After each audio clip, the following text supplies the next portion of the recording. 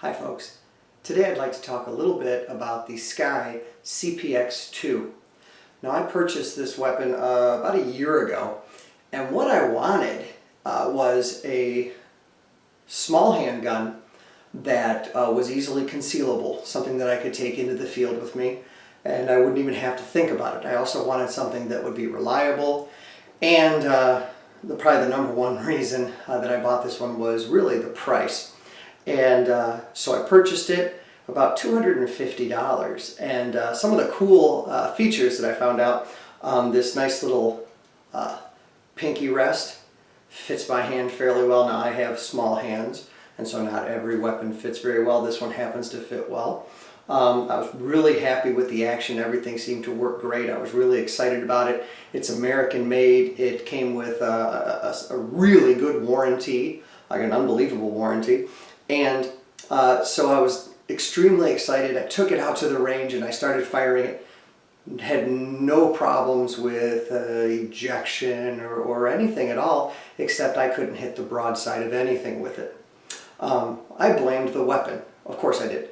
Until my wife got a hold of it and had no problem shooting it. I realized that it certainly wasn't the weapon, it was me. Now, what the heck was I going to do to try to make this weapon something that I was confident shooting? Number one, obviously, practice.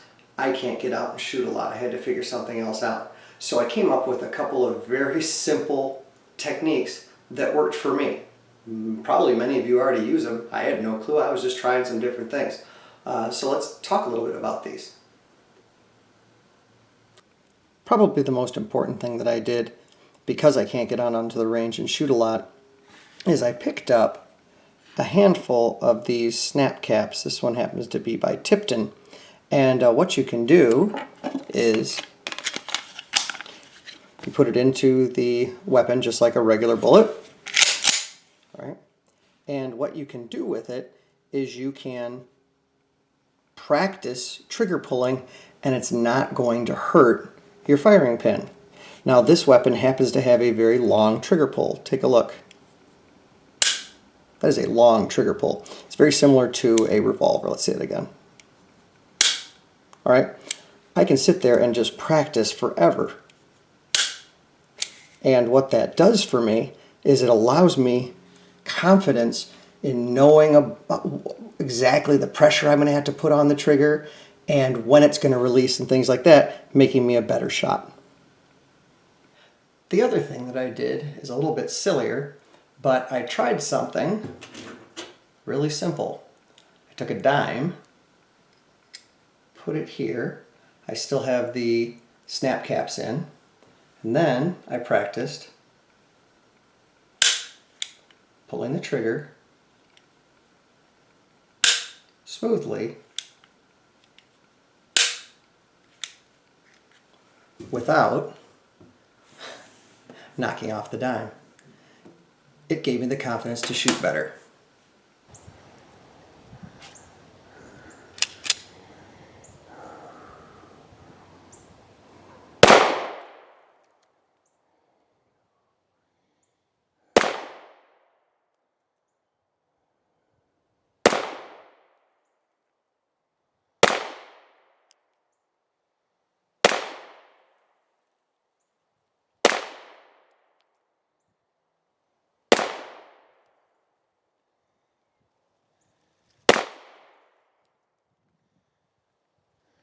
Here is a copy of the target that I was shooting at. This one is one of the 9mm shots. This one, this one, this one, this one, this one, this one, and this one.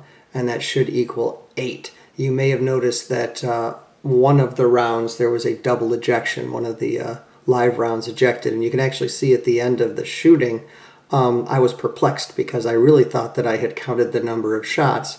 And I know I had loaded 9 and only fired 8. I did not load 10 because initially, particularly early on, it was hard to get 10 rounds into the clip. But some of these rounds, like these here, are from my Colt 1851, and I was trying different charges, and I found that the charge that I loaded here was better than these. And these are my .30-06 rounds. But here's the deal. this shooting, and some flyers here, this shooting is much better than it used to be.